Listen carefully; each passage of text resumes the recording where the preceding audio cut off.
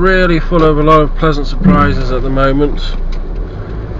I'll give you an example of this particular car. A lot of cars have reversing cameras on them now on the dashboard. With this car, once you go into reverse, the image doesn't appear on a screen here.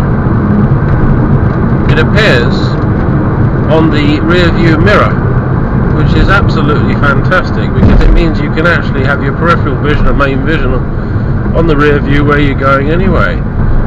So, you know, it's little things like that that when you come across, you suddenly think, my God, how come all the other car makers haven't thought of this one? It's fantastic. The only thing I've ever come across on a rear view mirror is on Volvos. They have the compass, the direction you're travelling in. So, you know, I never really know what to expect when I pick up a Kia.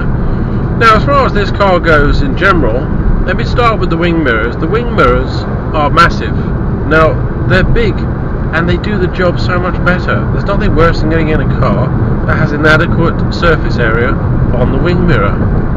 The rear view vision, perfect. I can't say the headrests obstruct it in any way. You know, it's designed very ergonomically, this vehicle, and also with a lot of common sense.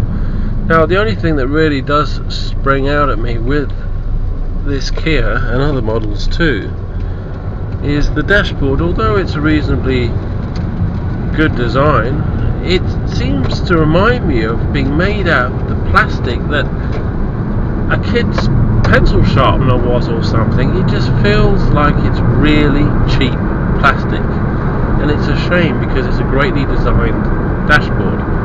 The instrument cluster is one of the easiest to read. It's not obstructed in any way by the steering wheel. The center console here, easily accessible, identifiable, no confusing buttons. Look, 3 buttons, and that's it. The rest is for the stereo. Fantastic. I mean, it couldn't be easier. Now, as far as the drive goes, this is not a big engine, it's an automatic. If you accelerate, it doesn't really seem to go anywhere, so this isn't a car that you're going to be powering down the motorway in and blasting past lorries and other slow moving vehicles. So I'd say this was more of a city hopper type, round the town, drop the kids off, doing a bit of shopping type thing. But this car is quite a high up car when you consider it. It's a bit more like an S-Class, an S-Max Ford or something. Now, the reason why I bring that up is when you go around the corners in this car, there's hardly any lean at all. You know, like you go around the corner in a Ford Galaxy, it leans over. This car doesn't lean at all, it keeps perfectly straight. It's got fantastic suspension, fantastic shock absorbers. Now, apart from the overall tacky cheapness of this dashboard, the interior is generally very good.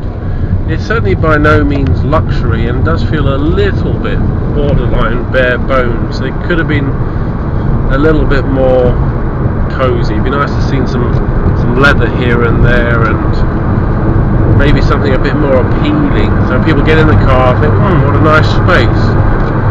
This does have the level of luxury of an interior that you would expect in a Ford Transit, so it's a little bit disappointing in that respect. Now, there's plenty of headroom in this vehicle. I would say there's a good 5 or 6 inches for me right now, and I'm 6'2", so that's very pleasing. The back seats, plenty of room. You get 5 people in this car without even breaking into a sweat. And as for the luggage storage, well, you could take a whole party up to an airport or up to the weekend villa, whatever it is you want to use them for. There's no problems with storage. I think at a push you could probably get away with towing something on this vehicle too. Nothing too drastic like a caravan or a boat, but you can certainly pull along a trailer full of luggage. The steering on this vehicle is very agile. It's very nippy, very quick to respond. The steering is tight, but it's light as well. Nothing heavy about this vehicle at all. All in all, I think Kia are on their way to producing some very high class cars. The cars are not only starting to look good, they're starting to be innovative. And this one, apart from a few discrepancies I have about quality control, I would say it's certainly ticking all the boxes. Anybody who is thinking of taking one of these for a test drive, I think you'd be pleasantly surprised. There is one thing I would like to add finally though, and that is, as I drive along, there's a lot of noise from the engine. The barrier between myself and the engine, the bulkhead if you like, there's a lot of noise coming through, and that is very distracting, and it's actually a little bit stressful because it's not something you really want to be hearing, especially if you're in the car and you're having a conversation with somebody. A lot of noise. And there also is quite a bit of noise coming from underneath the car. So yes, now I'm doing 60 miles an hour and all I can hear is just noise, and it sounds like a motor whirring. It's definitely needs some soundproofing, this vehicle. So apart from the soundproofing, the low quality manufacture of the dashboard, maybe a bit of a drab interior, I'd have to say in many ways this car ticks many boxes because it's been designed with common sense. You know, it performs in avenues of car manufacture that other people just flunk at. You know, you've got vision all round, there's no obstruction, the dashboard, it's visible. You know, you've got this clever idea of having video on the roof, on the mirror, sorry. It's great.